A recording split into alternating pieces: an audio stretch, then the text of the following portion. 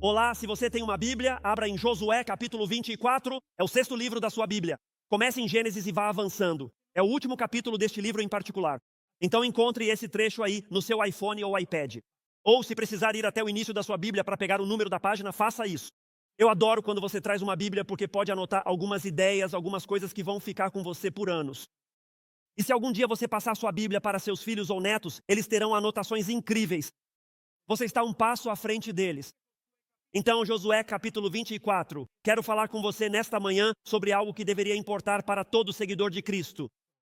Isso deveria ser o objetivo do que você tenta alcançar com a única vida que o Senhor te dá aqui na terra. Quero falar com você sobre um legado duradouro. Sabe, um dos dias mais memoráveis da minha vida, eu nunca vou esquecer. Foi quando um querido amigo meu, que era um mentor, partiu para estar com o Senhor. Ele era mais de 23 anos mais velho do que eu. E fomos amigos por 25 anos. Trabalhamos juntos por uma década. E na noite em que partiu para estar com o Senhor, sabíamos que estava se aproximando. Sabíamos que isso ia acontecer. E um por um, foi realmente um momento especial. Um por um, ele foi trazendo seus filhos. Trouxe seus genros e noras. Trouxe seus netos. E então, depois que a família já tinha passado, ele me pediu se eu poderia entrar um momento. E foi um momento tão interessante porque ele literalmente estava em seu leito de morte. Eles não acreditavam que ele sobreviveria à noite. E os chamou um por um e compartilhou um desafio com eles. Compartilhou com eles. Eu te desafio a viver desta maneira. Que você siga esta direção. Compartilhou seu amor com eles. E então orou por cada um de nós. Um por um orou por cada um de nós. E realmente foi uma experiência incrivelmente comovente. Que me acompanhou até hoje. Você pode imaginar um relacionamento profundo. E simplesmente estar ali parado e dizer algo como: olha, isso é o que eu realmente desejo para você. E quero que você entenda isso, porque é exatamente isso que está acontecendo em Josué, capítulo 24. Essa é uma imagem bíblica que ele viveu naquela noite em particular, realmente sua última noite nesta terra. Mas é exatamente isso que você vê nas Escrituras quando chega a Josué, capítulo 24. Você pode imaginar isso e simplesmente precisa se aprofundar no texto. Você precisa enxergar para que isso realmente ganhe vida na sua vida. Cara, você consegue imaginar as emoções? Quero dizer, você consegue imaginar o impacto desse momento quando chega a Josué, capítulo 24, e aqui está um homem que guiou fielmente o povo até a terra prometida? Agora lembre-se, se você conhece sua Bíblia, e se não conhece, eu te dou um pouco de contexto. Eles tinham chegado apenas alguns dias depois de sair do Egito. Eles tinham chegado ao Rio Jordão. Eles podiam atravessar e ter o que Deus queria para eles. Mas em vez de entrar, atravessar, ter fé e confiar em Deus, passaram 40 anos no deserto. Então essa geração é uma nova geração que retorna ao lugar do fracasso da geração anterior. E este homem, Deus lhe diz: você será o homem que os levará para o outro lado. Ele foi quem repartiu a terra. Deus lhes havia dado uma promessa: vou lhes dar uma terra. Gênesis capítulo 12. E aqui está o homem que pôde dizer: você recebe esta terra e você recebe esta terra. As 12 tribos se espalharam pela terra. Ele os liderou como um general enquanto conquistavam vitória após vitória. Assim, quando você chega a Josué, capítulo 24, quero que todos nesta sala sintam isso, que todos que estão online recebam. Este é um momento especial com um homem de Deus extraordinário. Então, começando no versículo 1, Josué reuniu todas as tribos de Israel em Siquém. Se você voltar ao capítulo 23, ele fez isso com os líderes, foi o que vimos na semana passada. Reuniu todos os líderes e compartilhou com eles. Agora ele tem todo o povo, mas traz os líderes, chamou os anciãos de Israel, seus chefes, seus juízes, seus oficiais, todo o governo estabelecido ali, e se apresentaram diante de Deus. Então Josué disse a todo o povo, e veja o que ele diz. Isso é importante porque não é a opinião de Josué. Veja o que ele diz. Assim diz o Senhor, o Deus de Israel: desde os tempos antigos os vossos pais viviam do outro lado do rio. Agora, no que ele está dizendo é que viviam além do Jordão. Viviam fora da terra prometida. Não chegaram a experimentar tudo o que a tua geração chegou a experimentar. Não tinham tudo o que você tem. Você sabia que pode dizer isso sobre si mesmo? As gerações anteriores tinham o Antigo Testamento, não receberam o Novo Testamento. As gerações antes de nós não receberam a revelação para a sua criação, sua vida, suas escolhas, decisões e cada área da sua vida. Escute, as gerações antes de nós não tiveram isso até o Novo Testamento. Então, literalmente, ele está dizendo, olha, seus pais viveram além do rio, eles não tinham tudo isso. E veja o que ele diz, aquelas últimas palavras no final do versículo 2, ele diz o seguinte: porque ele está falando do povo que estabeleceu os filhos de Israel e serviram a outros deuses.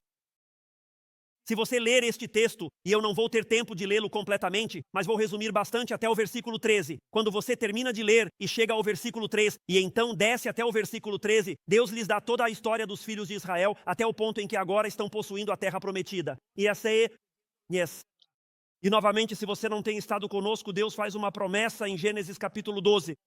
E eles esperam desde Gênesis capítulo 12 até o livro de Josué para receber o que Deus prometeu. E você acha que é impaciente, vamos lá, não é? Isso está acontecendo, isso está se passando. E então, ao avançar por esses versículos, a Bíblia diz que Deus lhes dá a história dos filhos de Israel, a maneira como eles obtiveram a terra prometida. Ele começa com Abraão. Abraão é considerado o pai da nação de Israel. E a Bíblia diz, escutem, quero que vejam isso.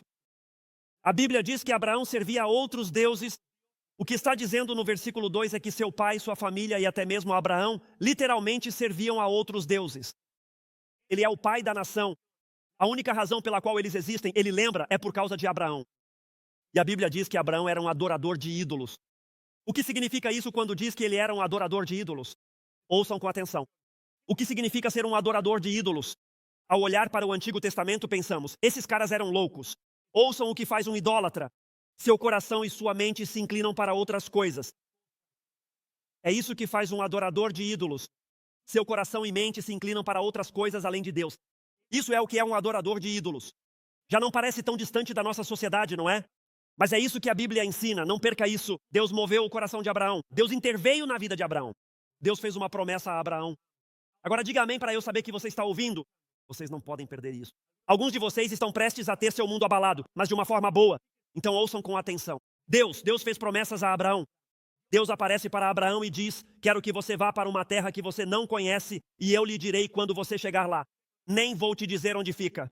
Só vou te dizer quando você chegar lá. Então Deus faz essas promessas a Abraão. E a Bíblia diz que Abraão creu em Deus. A maneira como você e eu diríamos para entender é que Abraão confiou em Deus. Veja, se tudo o que ele tivesse fosse reconhecimento, ele nunca teria deixado seu país, nunca teria deixado sua família. Mas ele tinha mais do que reconhecimento, como uma crença. Não, ele tinha confiança. E por isso ele agiu conforme o que Deus lhe disse. E é isso que a Bíblia ensina. Ouça, desde o Antigo Testamento, a Bíblia diz que Deus considerou essa confiança como justiça. É isso que significa. Toda vez que você ler a palavra justiça, ela se refere a estar em paz com Deus. Em outras palavras, Deus falou, Abraão confiou. E porque confiou, Deus considerou isso como se ele estivesse em paz com Deus. Você acreditou em mim, confiou em mim. E quero que você ouça o motivo pelo qual enfatizo esse ponto mais uma vez. Você não pode perder isso porque isso se aplica à vida de cada um de vocês. Esse é o ponto para todos nesta sala. Esse é o ponto para todos que estão online. Esse é o ponto da Bíblia. Esse é o ponto de Cristo. Esse é o ponto de porque Deus veio, envolvido no que acabei de te dizer. Nós cremos, confiamos, dependemos, entregamos nossas vidas ao que Deus disse porque Abraão entregou sua vida. Essa é a imagem. Deus aparece e diz, este é o acordo, Abraão. Isto é o que vou fazer. Isto é o que tenho para você. Vai fazer isso? Abraão não disse, sim, acho que você poderia. Isso não adiantou de nada. Acho que você pode fazer isso, mas não vou te ver fazer porque não vou fazer nada. Isso não é o que está acontecendo aqui. A Bíblia diz que Abraão fez as malas, deixou tudo, entregou tudo, abandonou os ídolos, deixou o lugar, deixou a família, deixou tudo. E foi atrás do que Deus lhe havia dito. Se você voltar para João capítulo 3, me escute. Em João capítulo 3 você encontra um homem chamado Nicodemos. Ele era um homem muito religioso. Na sua mente, diga essa palavra, religioso. Era um homem muito religioso e sabia que lhe faltava algo. Alguns de vocês, neste exato momento, sabem que está faltando algo. Vocês têm estado na igreja, passam o tempo nela, se cercam de pessoas da igreja, fazem coisas da igreja. Ele era um homem muito religioso, era um homem de igreja, era o melhor homem de igreja.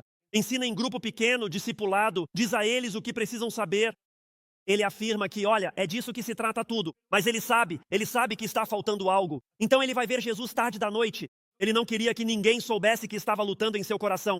Ele não queria que ninguém soubesse que estava lutando em sua mente. Então ele chega tarde até Jesus, então ele diz, Jesus, eu não entendo. O que é preciso para chegar ao céu?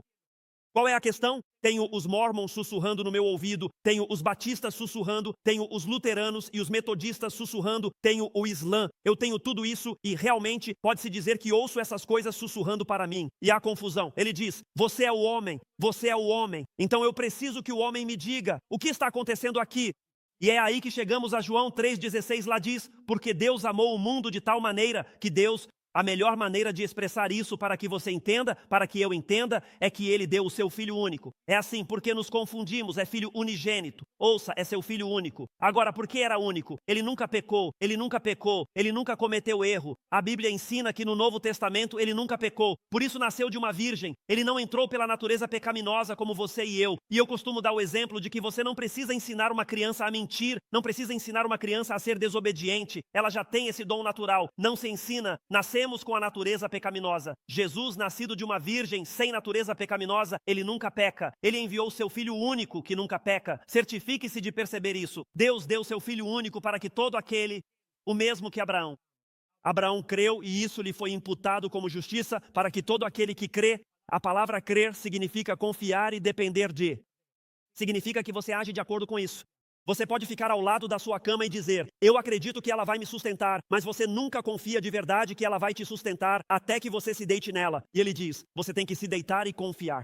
Todo aquele que confia nele não perecerá, mas terá a vida eterna. É assim que acontece. Você realmente acredita no que Deus disse?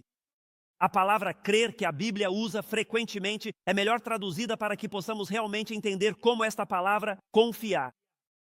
E esse é o começo de tudo o que Deus tinha para os filhos de Israel. E é o começo de tudo o que Deus quer para você.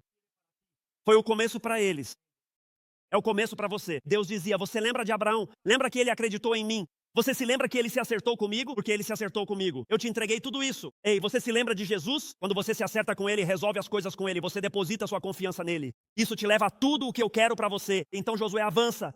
Ele fala sobre Abraão, fala sobre, e alguns talvez não saibam disso, mas é sobre as pessoas que se levantaram e lideraram a nação de Israel. Fala sobre Abraão, Isaque e Moisés. Fala sobre Arão. Fala sobre as pragas do Egito. Passa pela travessia do Mar Vermelho. Mas para te dar uma ideia, Deus está compartilhando isso e diz, eu te tirei daqui e te dei essas experiências através da Bíblia, até o ponto em que você já tem a terra prometida. É isso que ele lhes lembra. E quero que você note algo porque é interessante. É por isso que você precisa trazer sua Bíblia, porque isso te ajuda. Mas repare quantas vezes a palavra eu é usada nessa sessão. No versículo 3 diz isto. Eu levei seu pai Abraão. Eu comecei esta nação. Comecei esta jornada. Versículo 4. Eu dei para Isaque. Versículo 5. Eu enviei Moisés. Versículo 6. Eu trouxe os pais deles. 17 vezes, sim, 17 vezes nesta passagem tão significativa das Escrituras, falando sobre tudo o que o próprio Deus fez, Deus diz de forma enfática, eu, 17 vezes ao todo. Deixe-me te dar uma lição, Deus está soberanamente no controle de todas as coisas. Quero dizer, Deus está aqui sentado e simplesmente diz, escutem pessoal, vocês estão na terra prometida, tem todas as bênçãos, todas as coisas. Ou seja, este é um grande momento e Deus está dizendo, o que eu quero que vocês saibam é que fui eu quem soberanamente fez tudo isso para que vocês pudessem ter. Cara, como é encorajador saber que Deus está no controle e que cuida de cada passo, porque é isso que ele estava dizendo a eles. Escutem pessoal, desde onde vocês começaram até onde estão agora, eu estive no controle soberano e fui eu quem reuniu tudo isso. Não há nenhum detalhe, por menor que seja. Nenhum detalhe da sua vida me escapa e quero que todos me escutem dizer isso de verdade. Se vocês lerem o contexto do que Deus compartilha, se voltarem e lerem essas histórias, eles enfrentaram desafios, problemas, derrotas, pecado, cometeram erros e Deus diz, isso é o que quero que vocês saibam, eu superei cada uma dessas coisas para trazer você até este lugar. Isso é incrível, isso deveria fazer seu coração dizer, obrigado Senhor. Agora no versículo 13, veja o que diz. Eu te dei uma terra na qual você não trabalhou e cidades que você não construiu, e você vive nelas e está comendo das vinhas e oliveiras que não plantou. Agora, por que Deus está relembrando toda essa história? Por que ele está dando ênfase? E você vai notar todos os pronomes pessoais. Por que ele está fazendo isso neste momento em particular? Porque ele quer dizer isto, escute. Ele está dizendo, eu fiz isso. Deus está lembrando a eles aquilo que você precisa que te lembrem. Deus está me lembrando disso também. O que eu preciso que me lembrem, caso contrário, vou me tornar religioso. Vou pegar uma fé que nos foi dada por Deus e transformá-la em algo que eu conquistei. Esse é um ponto perigoso para toda pessoa que se chama seguidora de Cristo. Veja, a Bíblia nos ensina isso uma e outra vez. Você vê isso aqui em Josué capítulo 24. E lembre-se do que Josué diz e do que o Senhor diz. É que se escute, nossa salvação, nossas bênçãos espirituais não se baseiam em nossa própria bondade. Elas se baseiam completamente na graça de Deus. Ele está dizendo, pessoal, tudo o que vocês têm, tocam, sentem e possuem. Tudo o que chegou veio de mim. E eu te diria esta manhã, se você é seguidor de Cristo, se você colocou sua confiança em Jesus Cristo, não é porque você fez algo bom, porque você nunca será bom o suficiente para conquistar o caminho até Deus. Sabe o que é religião? Religião é o homem tentando chegar até Deus. Cristo é Deus vindo ao encontro do homem. Nunca confunda isso. E você pode achar que essa não é uma mensagem importante, mas eu te digo agora mesmo. Toda semana em nossa cidade, milhares e milhares de pessoas se reúnem e realmente são ensinadas e realmente acreditam. Eu preciso fazer algo para conseguir o que Deus tem para mim. Mas ouça o que a Bíblia diz em Romanos 3:23. Porque todos pecaram e estão destituídos da glória de Deus. Isso não diz que alguns pecaram e estão destituídos da glória de Deus e que o resto de vocês é simplesmente incrível. Não é isso que esse versículo diz. A Bíblia não diz que todos pecaram, mas alguns são bons. Não é isso que a Bíblia ensina. A Bíblia diz, não há justo, nem sequer um. Isso deixa bem claro, isso deixa bem claro. Isso representa um problema para você, representa um problema para mim, representa um problema. Para todos vocês online, pensem nisso por um momento. Pois está claro que todo homem, toda mulher, toda criança, todo menino e menina ficam aquém. Nenhum de nós será bom o suficiente para estar bem com Deus por nossos próprios méritos. A Bíblia diz em Romanos 6:23, porque o salário do pecado é a morte. Agora pensem nisso. A Bíblia diz que todos pecaram, o que nos coloca a todos na mesma categoria e no mesmo problema. Então a Bíblia responde e diz, qual é o salário? Qual é o pagamento por isso? É a morte? É a separação de Deus? É não estar bem com Deus? É não poder chegar a Deus? É nos colocar em uma posição onde não há nada que possamos fazer. Nenhum de nós é bom o suficiente para estar bem com Deus por nossos próprios méritos. Agora posso te dar boas notícias. Olhe para o seu vizinho e diga, boas notícias. Agora, uns 50 de vocês fizeram isso. Vamos lá, certo? Vocês precisam relaxar aqui. A gente conversa, não é? Eu te dou as boas notícias. A Bíblia diz, o salário do pecado é a morte. Ame esta palavra. Mas você tem que prestar atenção a mais do que isso. Mas o presente gratuito, não o presente conquistado, se você conseguir, se você merecer, se você fizer, não é isso que diz o presente gratuito. Agora, se você fizer algo, me escute com atenção. Se você faz algo para ganhar um presente que eu te dou, não é um presente gratuito. Você pagou algo por isso. Você fez algo para merecê-lo. Um presente gratuito é não fazer nada para merecê-lo. A vida eterna é esse presente. Como obtemos a vida eterna? Era isso é o que Nicodemos só queria saber. Ele disse, estou aqui ensinando todas essas pessoas toda semana, mas não há paz nem alegria, não há confiança. Não há segurança na minha mente, no meu coração. Eu luto por dentro. Ninguém sabe. Eles acham que eu sou o Senhor legal. O Senhor incrível, mas eu não me sinto legal. Eu não me sinto incrível. Estou lutando para saber se estou fazendo o que Deus quer.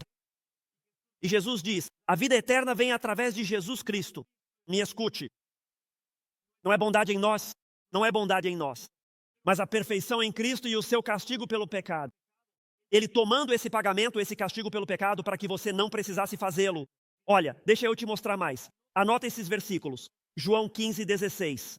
Ouçam o que a Bíblia diz em João 15:16. Muita gente pensa que a Bíblia se contradiz e é confusa. E você tem pessoas que pegam gente do passado e dizem, eu sou desse tipo e eu sou daquele tipo de pessoa. E isso nunca foi o que Deus quis. Eu sou um seguidor do Senhor Jesus Cristo, que vive os princípios e práticas que Deus me ensinou na minha vida. Deus nunca quis que eu seguisse um homem. Ele queria que nós o seguíssemos. Só quero que todos saibam disso, mas João 15:16, ouçam o que a Bíblia diz. Não fostes vós que me escolhestes a mim, mas eu vos escolhi a vós. Efésios capítulo 1, versículo 4, a Bíblia diz, Ele nos escolheu, pensem nisso, nele, em Cristo, na obra que Ele faria antes da fundação do mundo. Agora, muita gente se confunde com isso. Na verdade, isso me surpreende um pouco porque confunde muitas pessoas, mas não precisa nos confundir. Quando você vê esses versículos onde diz, Deus te escolheu antes da fundação do mundo, você não escolheu a Deus, Deus simplesmente escolheu você. E ouçam, isso fala sobre a salvação a partir da perspectiva de Deus. Veja, às vezes a Bíblia fala da salvação pela perspectiva de Deus. Às vezes fala da salvação pela perspectiva humana. Porque o homem tem uma responsabilidade, mas Deus assumiu toda a responsabilidade. Você deve estar se perguntando como faz isso ou como equilibra essas coisas. Eu não preciso fazer isso, eu não sou Deus. Está todo mundo bem? Você não acha que Deus ou o universo tem conhecimento? Você não acha que Ele saberia? Pense nisso, mas posso esclarecer para você. Então, quando a Bíblia diz, Deus me escolheu, como sei que Deus me escolheu? Vou te dizer como saber. João 3,16. Deus amou o mundo de tal maneira. O que Deus fez? Deus amou o mundo de tal maneira que deu seu Filho unigênito.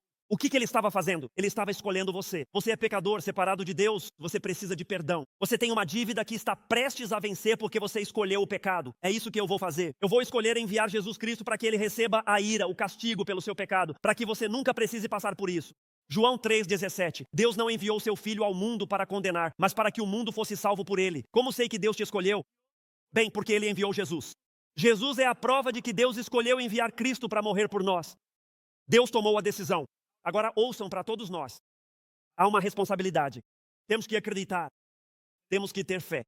Temos que confiar. Ouça atentamente o que o Senhor fez. Porque a Bíblia fala bem da perspectiva de Deus. A salvação é que eu escolhi você. Eu escolhi você. E é por isso que ele envia Cristo. Escolhi um mundo perdido e moribundo para enviar meu filho Jesus Cristo. Mas o homem tem uma responsabilidade. É Romanos 10. Escreva isso. Romanos 10. Agora veja o que ele diz. Se você confessar com a sua boca que Jesus é Senhor, ouça com atenção. Por que eu confessaria com a minha boca que Jesus é Senhor? Pela obra que Deus fez. Pela obra que Deus fez. Confesso que Jesus é Senhor porque ele tomou sobre si a ira, a tristeza e o castigo pelos meus pecados. Então ele ressuscitou do túmulo no terceiro dia, obtendo vitória sobre o pecado, o julgamento e a morte. E se eu depositar minha confiança no que ele fez por mim mesmo, meu pagamento já foi feito. Depositando minha confiança nisso, veja abaixo, e creia em seu coração que Deus o ressuscitou dentre os mortos. O que diz? E confiança. Confie que Cristo foi à cruz. Ele carregou a ira, a pena, o castigo.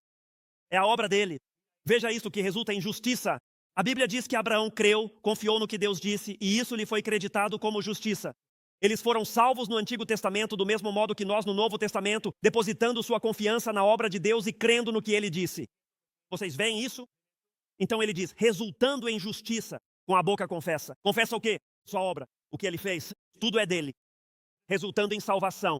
Porque a Escritura diz, todo aquele que crê nele, crê em sua obra, a obra de Cristo. Veja isso, não será envergonhado. E assim temos a graça de Deus. Somos salvos da ira e da pena do pecado, porque Cristo tomou a ira e a pena do pecado. Veja Efésios 2, 8 e 9. Está em toda a Bíblia. Efésios 2, 8 e 9, veja o que diz. Porque pela graça sois salvos. Como é possível que pela graça de Deus eu tenha sido salvo? Pela fé, pela confiança, por crer no que Deus fez por mim? Olha isso, veja que aqui mesmo, nesta cidade, temos fé que está sendo construída sobre esse falso pretexto. Porque dizem, você tem que fazer isso e tem que fazer aquilo. E se você fizer isso, então ganhará isso, obterá aquilo, terá aquilo e a eternidade será sua. Veja o que diz. E isso não vem de vós. Não há nada que você possa fazer. Veja o que diz, é um presente de Deus. Veja isso, não é resultado de algo que você possa fazer. Você não vai conquistá-lo pelos seus próprios méritos. Você não vai alcançá-lo pelas suas próprias obras. Por quê? Para que ninguém possa se vangloriar. Toda a glória, todo o louvor é para Deus. Porque ele idealizou um plano. Ele colocou o plano em ação. Ele cumpriu o plano. E continuará cumprindo por toda a eternidade. Isso é bom. Você não é salvo por levar uma vida boa. Você não é salvo por amigos. A água usada em nossa piscina batismal, nas igrejas católicas e em outros lugares, podem chamá-la como quiserem. É água da torneira, amigos. É isso que é. É água da torneira. Você não pode conseguir outro tipo de água. Não estou sendo grosseiro. É simplesmente o que é. Você não pode ser salvo pelo batismo. Se o batismo fosse tudo o que fosse necessário, acho que Deus poderia ter deixado Jesus fora da cruz. Não se trata de que suas boas ações superem as más. Não se trata da sua frequência à igreja. Se você acha que ficar aqui vai te levar para o céu, serei o primeiro a me levantar como líder da organização e te dizer que isso não vai acontecer. Todos no noroeste do Arkansas, de qualquer origem religiosa de onde possam vir, precisam compartilhar isso com seus amigos. Nada, nada, nada pode te salvar além do pagamento que Jesus Cristo fez pelos seus pecados. E nossa resposta deveria ser: quão bom Deus é conosco?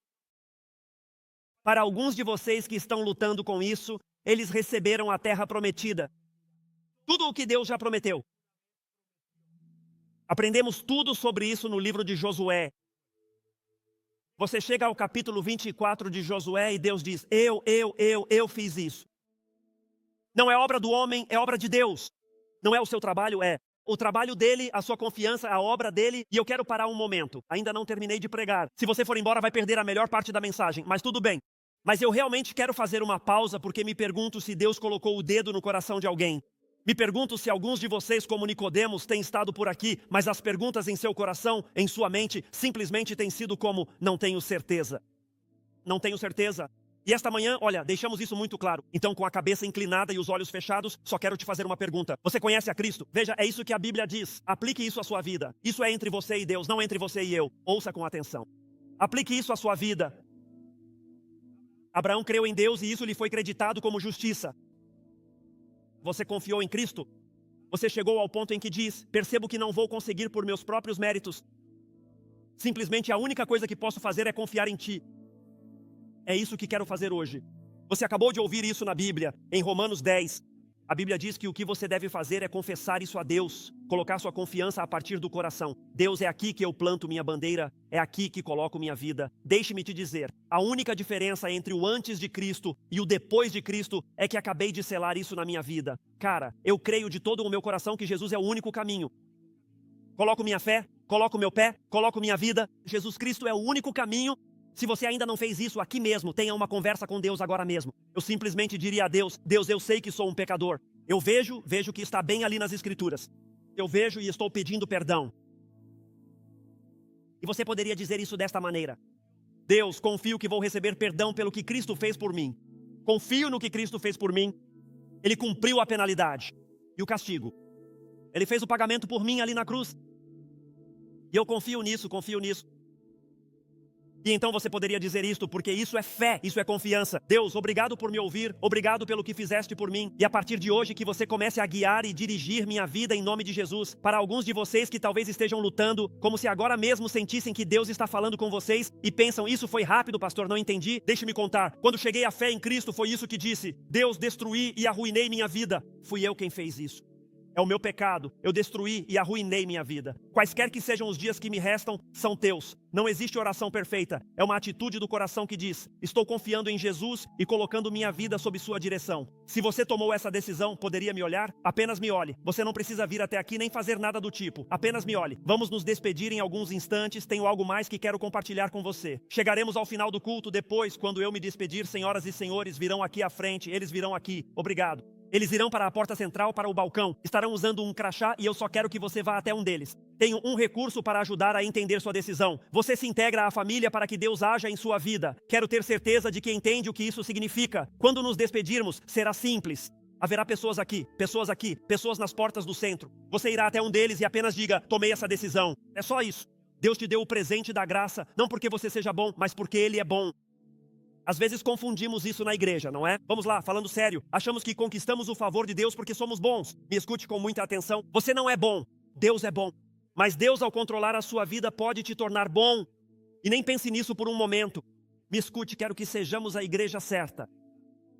Não pense nem por um momento que você pensa como pensa, ou vive como vive por ser seguidor de Cristo. Por si só não é assim. Os seguidores de Cristo são um produto, deveriam ser um produto do que Deus faz. E Deus é bom. Deus lhes lembra. Aqui está a questão. Voltem, aqui estão, prontos, vamos lá. Sei que foi um momento, mas gosto de parar, porque pode ser que Deus tenha estado tratando com alguns corações bem ali, queria esclarecer isso. Deus lhes lembra. Eu fiz isso por vocês. Agora, aqui vai uma pergunta, pensem nisso. Qual é a sua responsabilidade? Deus diz: eu fiz isso, isso, isso. O que eles fizeram? E para você, Deus fez isso, Cristo fez isso. É um presente gratuito, é algo que Deus te oferece. Mas qual é a sua responsabilidade? Quero dizer, agora você é um seguidor de Cristo, agora você o segue. Qual é a sua responsabilidade?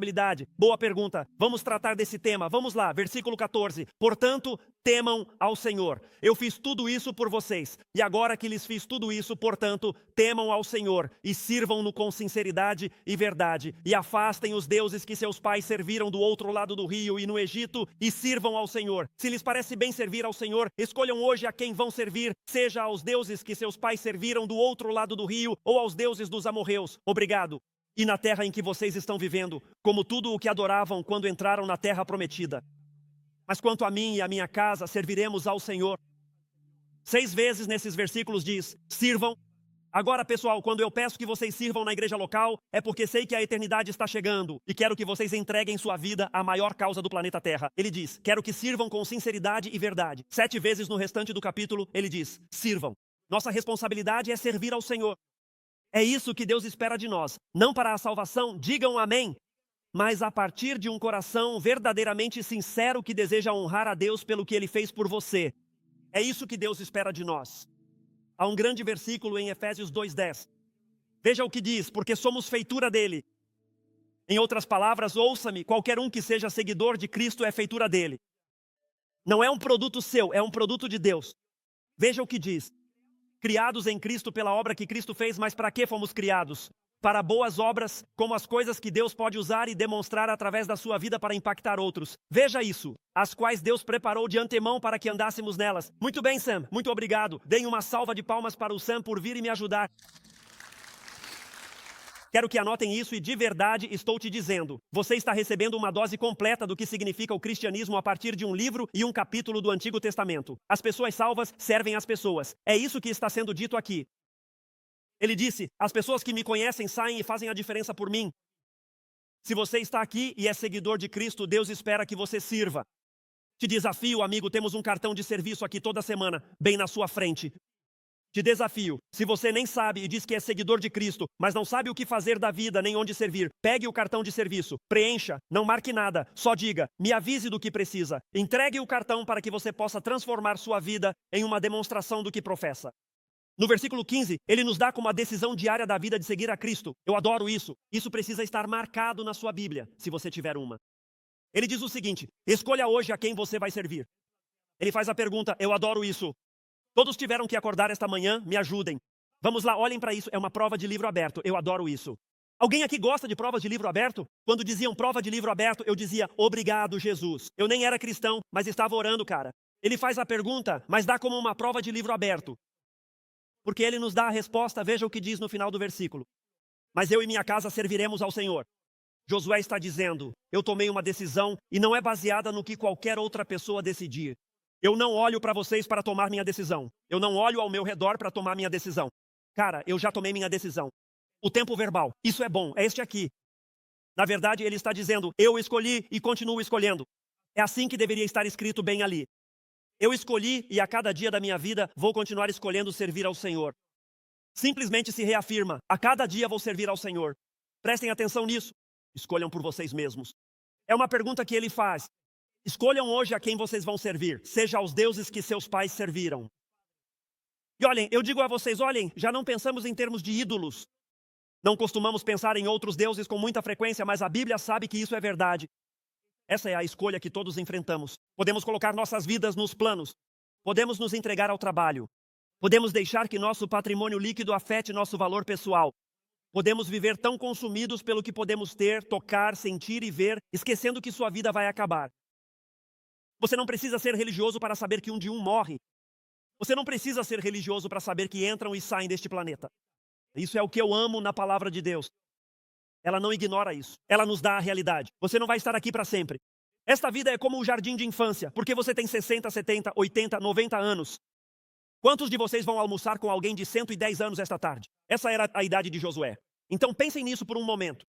É tão fácil entregar sua vida a algo que não vai durar e perder a oportunidade de entregá-la a algo que realmente vai durar. A vida é uma série de decisões e você pode escolher a cada dia. Para a maioria de nós, podemos escolher com quem vamos nos casar. Meu filho, nosso pastor de jovens, escolheu na semana passada com quem vai se casar e agora está noivo. Ele ficou noivo na semana passada. Deem uma salva de palmas para ele. A vida é uma série de decisões. A vida é, sem dúvida, uma decisão importante. Você pode escolher seus amigos, decidir onde morar e muitas vezes também escolher seus hábitos. Se você quer que sua vida realmente conte para o Senhor, então decida servi-lo. E eu gostaria de fazer uma pergunta nesta manhã porque estamos terminando a série, mas eu não estou aqui para encher cadeiras, gente. Estou aqui para fazer discípulos. É hora de a igreja de Jesus Cristo transformar-se completamente naquilo que Deus quis, para que o mundo veja a igreja, para que possam ver uma demonstração de Deus que atraia as pessoas. Precisamos de pessoas que sejam uma demonstração de Deus, não gente que se reúne em um prédio e fala sobre coisas que aconteceram. Então eu te fiz uma pergunta. Você pode dizer que decidiu servir a Jesus? A sua vida reflete aquilo para o qual Deus te chamou a nascer? A sua vida demonstra o que Deus deseja para você? Entreguei minha vida a Cristo em 27 de novembro de 1994. Para qualquer pessoa que tenha tomado uma decisão por Cristo, eu me lembro do dia, literalmente me lembro da hora. Lembro-me vividamente do lugar. Você não precisa fazer isso. É só que eu estava em uma igreja onde o pastor falou sobre sua decisão, então isso ficou gravado na minha mente como o momento em que tomei essa decisão. Eu fiz isso e nunca me arrependi. Cara, cometi erros. Minha esposa está ali. Ela adoraria te contar sobre eles. Nem sempre fiz tudo certo, mas tomei a grande decisão. E eu te diria, se tive problemas, pode ter certeza que sim, de qualquer forma. Mas descobri que Deus é fiel. E quero te dar uma lição. Ou melhor, acho que isso é tão importante. Deus assume total responsabilidade por uma vida dedicada a Ele. Era isso que Josué estava transmitindo. Ele é como se Deus assumisse toda a responsabilidade quando você o serve e vive para Ele. Veja o que Deus fez por você. Veja o que Deus realizou por você. E viveremos para Ele. Sabe o que é incrível? Eu amo isto. Versículo 16. Eles ficam animados. Veja o que diz. O povo respondeu: longe de nós abandonar o Senhor e servir a outros deuses. Mas desça ao versículo 19. E então Josué diz em resposta a isso. Josué disse ao povo: vocês não poderão servir ao Senhor. O quê? Porque Ele é um Deus santo, Ele é um Deus zeloso. Ele não perdoará suas transgressões nem seus pecados. Você é um seguidor de Cristo do Novo Testamento. Pense nisso. Você ouve isso e pensa: do que ele está falando? Que maneira de estragar o momento? Eles dizem: serviremos ao Senhor. E Josué diz: não, vocês não vão. Você pode imaginar quando você preenche um cartão para servir e alguém diz: você não vai fazer isso, eu sei que não vai. Imagine isso. Vamos lá, vocês estão comigo esta manhã? Me ajudem. Josué sabia que alguns deles adoravam ídolos. O que aconteceu foi que muitos começaram a aceitar as coisas que os cananeus amavam, o povo ao redor deles, as coisas do mundo. Eles se apaixonaram por essas coisas. Josué já sabia disso, Josué sabia o que se passava em seus corações. E então ele viu, ouçam isso, o entusiasmo das palavras, conhecia a insinceridade de seus corações, viu o entusiasmo das palavras, a insinceridade de seus corações. E eu diria a todos nesta sala: entusiasmo é algo bom. Mas é melhor que vocês se certifiquem de que vem do coração e representa onde vocês estão com o Senhor quando avançam com Deus. E Josué discerne que eles acabaram de dar essa resposta em um estado emocional e que isso não chegou ao coração deles. É fácil estar em um culto e dizer sim, Senhor, mas ele sabia que isso não se aplicaria às suas segundas ou terças-feiras. Você sabia que Jesus tinha esse tipo de discernimento? Acho que foi daí que Joshua tirou isso. Em Mateus capítulo 15, ele estava lidando com pessoas religiosas. Saber? Quando falo sobre pessoas religiosas, você tem que entender que, por exemplo, você pega a pessoa mais religiosa do planeta hoje e ela nem se compara às pessoas religiosas da época de Jesus. Muitas delas memorizaram os 5 primeiros livros da Bíblia. Alguém memorizou os 5 primeiros livros da Bíblia. Alguém vive naquele nível, naquele plano. Esse é o tipo de pessoa com quem você está lidando. Veja o que eles dizem. Veja isso em Mateus 15, 9 e 10. Diz que essas pessoas me honram com os lábios. Eu me pergunto se Deus se sente assim em uma manhã de domingo. Eu me pergunto se o céu olha para nossas igrejas e pensa: obrigado. Esse povo me honra com os lábios, mas o seu coração está longe de mim. Em vão me adoram, pois ensinam doutrinas que são apenas regras humanas. Isso é uma citação de Isaías, capítulo 29, versículo 13. Ele está citando a Bíblia, está em Isaías, capítulo 29, versículo 13. Então, obviamente, isso é uma preocupação no coração de Deus. Há uma preocupação no coração de Deus quando se trata do coração do homem. E eu só quero trazer clareza sobre isso. No versículo 19, na última parte, diz o seguinte, voltando a Josué. Ele diz que é um Deus zeloso. É um Deus zeloso. Ele não perdoará a tua transgressão nem o teu pecado. Ele não está dizendo que não perdoará o pecado, porque sabemos que Deus perdoa o pecado. O que ele realmente estava dizendo era: pessoal, não levem isso na brincadeira. Isso é sério. É melhor que vocês não levem isso de forma leviana. Às vezes me pergunto: você já refletiu sobre a sua fé? Você pensa qual é o resultado da sua fé? Todos sabemos que vamos morrer, não é? Então já tiramos um tempo para pensar sobre o resultado da nossa fé? No versículo 21, o povo responde e diz: obrigado, mas serviremos ao Senhor. Aí há muita autoconfiança. Nossas igrejas hoje estão cheias de pessoas, e digo isso com profundo amor, que acham que dominam a vida de seguir a Cristo. Sabem para onde ir no domingo? Sabem o que fazer no domingo? Sabem como usar a linguagem e dizer as coisas certas? Sabem exatamente quando levantar a mão e quando não levantar? Eles sabem quando aparecer e quando não. Eles têm tudo anotado. Há muitos que seguem a Cristo pelo padrão sulista de um bom homem e uma boa mulher enraizada. Marcaram as caixas. Leio minha Bíblia. Compareci à igreja. Fui ao meu grupo. Conseguimos tudo. Expectativas religiosas caíram. Quero que você me ouça. Digo isso com amor e tento ensinar o texto. Josué estava preocupado. Então precisamos falar sobre a preocupação, mas são críticos. E tendem a perseguir seus próprios desejos e anseios. Têm a tendência de adotar suas próprias preferências, sobre as quais Deus não falou, e colocá-las sobre as pessoas como um padrão para estar bem com Deus. As igrejas estão cheias disso, cheio disso. E ele está apenas lidando com isso. Quer dizer, por fora eles parecem muito limpos. Eles o poliram. Mas por dentro, onde eles realmente estão, há manipulação, medo, insegurança, problemas de controle. Todo esse tipo de coisa. Se você acha que estou sendo duro, Jesus os chamou de sepulcros caiados. Eles embelezam o exterior, enquanto o interior está podre e cheio de maldade. Por quê? Por que fazemos isso? Porque muitas vezes vemos o cristianismo como uma questão externa, em vez de uma questão do coração. Cara, tenho que te dizer, a vida cristã é difícil. Requer muita oração, requer muita paciência, porque você está lidando com alguém que não se adapta ao seu cronograma. Requer muita luta, requer estar próximo do Senhor, requer decisões de servir ao Senhor, mesmo quando não entendemos tudo ao nosso redor. E escute, não fique cheio de autoconfiança. Na verdade, vou te dar esta lição. Ele ensina que você deve se render ao Senhor se quiser estar comprometido com Ele. Era isso que eu queria transmitir. Olá, pessoal! Se vocês vão vir aqui, quero que vejam isso, porque alguns de vocês agora pensam que domingos que meu amigo venha e ouça esse cara. Bem, você está nervoso agora, parece que ele é deprê. Esta manhã estou te dando o discurso de uma vida bem vivida. Ele diz, quero o melhor para vocês, quero o que Deus tem para vocês. Amo esta nação, adoro as pessoas, eu te guiei, eu me preocupo com você. Vocês precisam estar rendidos. Você tem que deixar tudo e deixar o Senhor te guiar se for se comprometer. E por quê? Porque aqui está a fé cristã. Uma vez que você se torna um seguidor de Cristo, Deus precisa fazer uma obra em você para poder fazer uma obra através de você. Deus precisa tirar suas asperezas. Pense nisso. Quando você começa a esculpir algo, o que precisa fazer? Você precisa tirar o que está sobrando. Você pode dar um bloco para alguém. Eles começam a esculpir e perguntam, o que faz? Eles dizem, faça um cavalo. Você pensa, é um bloco, mas eles sabem o que constroem. Eles sabem com o que estão trabalhando. Trabalham e prestam atenção. E é isso que Deus faz conosco. Tiago 4,10. Veja o que Tiago 4,10 diz. Humilhai-vos diante do Senhor e Ele vos exaltará. Veja o versículo 22. Continuamos avançando. Aqui vamos, versículo 22. Eu sabia que haveria silêncio. Aliás, não entendo por que vocês se sentem desconfortáveis. Sou eu quem está falando aqui de cima. Me ajude. Vamos lá, certo? Sou eu quem tem que dizer isso. Versículo 22. Josué disse ao povo, vocês são testemunhas contra si mesmos de que escolheram o Senhor para servi-lo. Olhem isso. E eles responderam, somos testemunhas. Josué aceita isso. Se você estudar isso, verá que ele pega uma pedra e escreve o compromisso da renovação sobre essa pedra.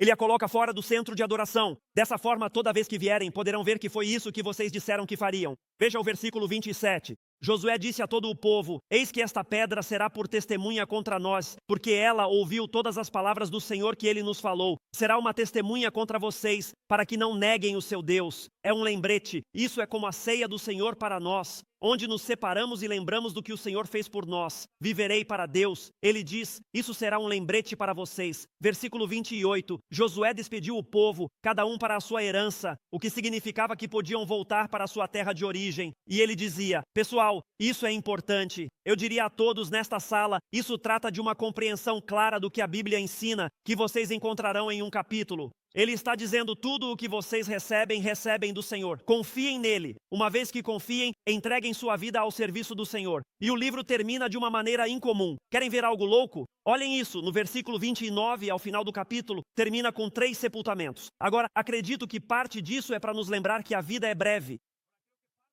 É melhor que você tome uma decisão por Cristo e escolha a quem servir, porque você não vai viver para sempre. E sim, acredito que isso é uma marca nisso. São necessárias 3 sepulturas. Pense nisso. O versículo 29 termina com isso. Eles enterram Josué. Ele tem 110 anos. Essa é uma vida longa.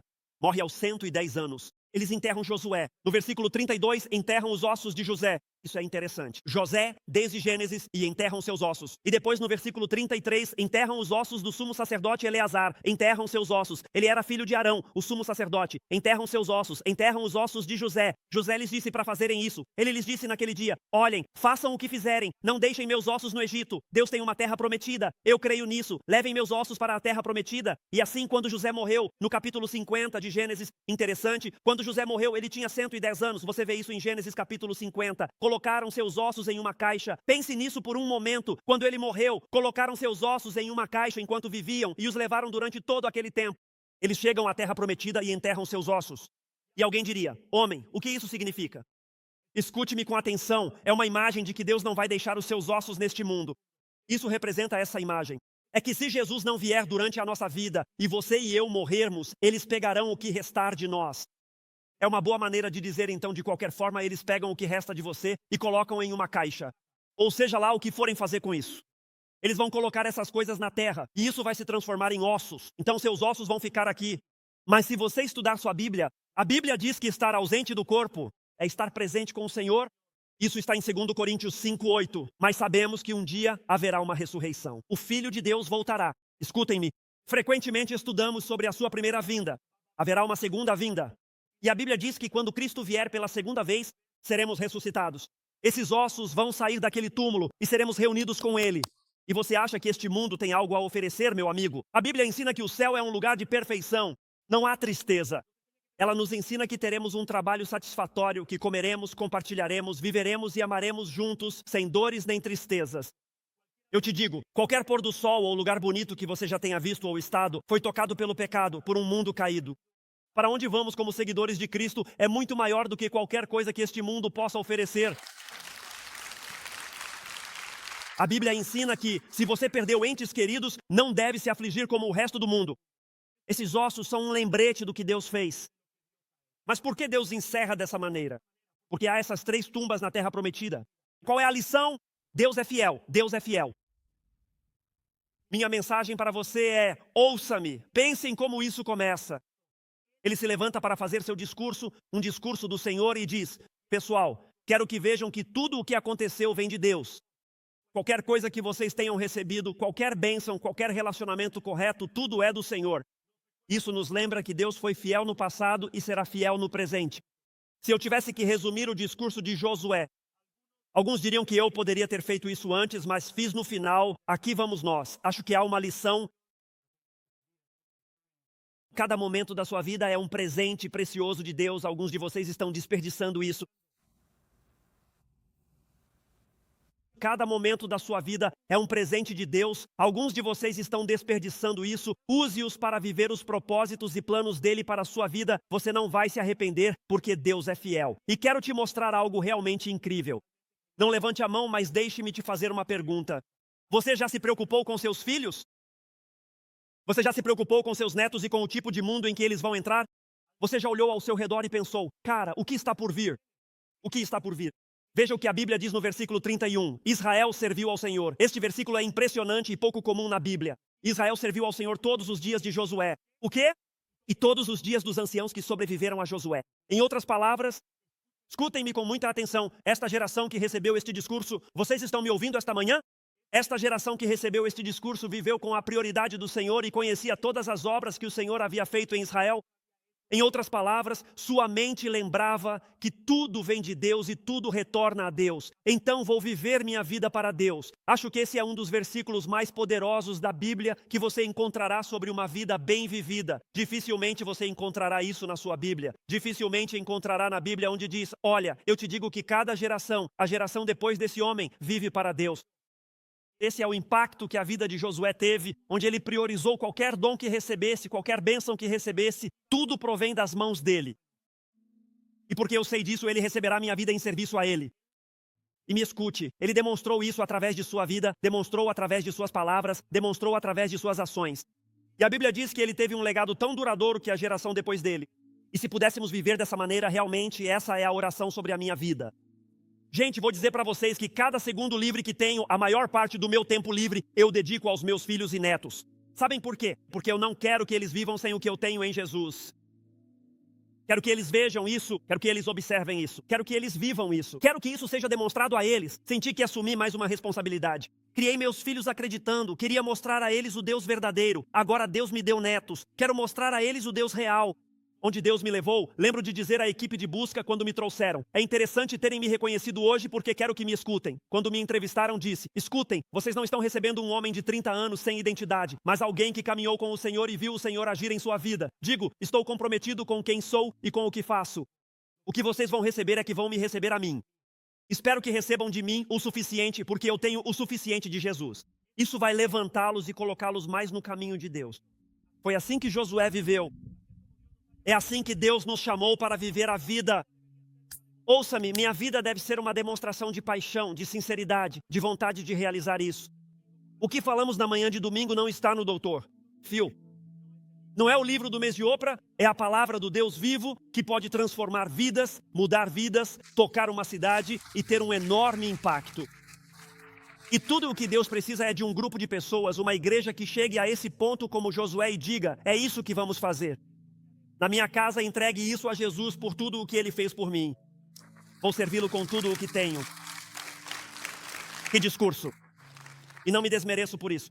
Roubei isso de Josué, que roubou do Senhor, que deseja isso desesperadamente para a sua vida. Abaixem suas cabeças.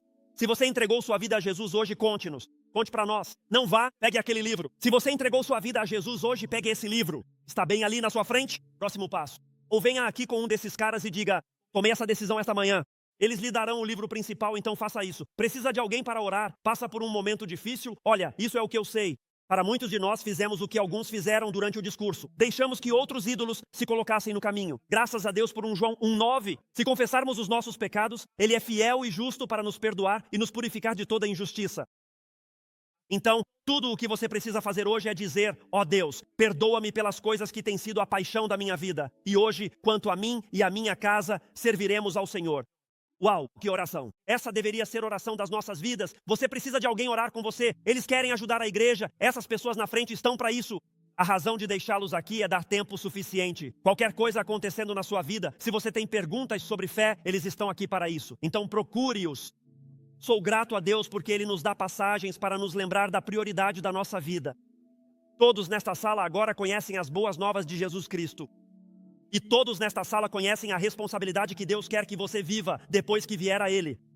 Que você possa ir e fazer isso, que encontre a alegria, a paz, o consolo e a fidelidade que Josué encontrou em sua vida. 110 anos, e ao terminar, ele disse: não me arrependo nem por um minuto. Oro para que isso seja verdade para todos nós. Pai, obrigado pelo que tens feito, obrigado por deixar tudo claro. Espero que as palavras de hoje alcancem tão longe quanto as daquele dia e cheguem a toda uma geração. Que as palavras de hoje se estendam ao longo da minha vida. Que as palavras de hoje se estendam à vida de todos nesta sala. Em nome de Cristo oramos. Amém.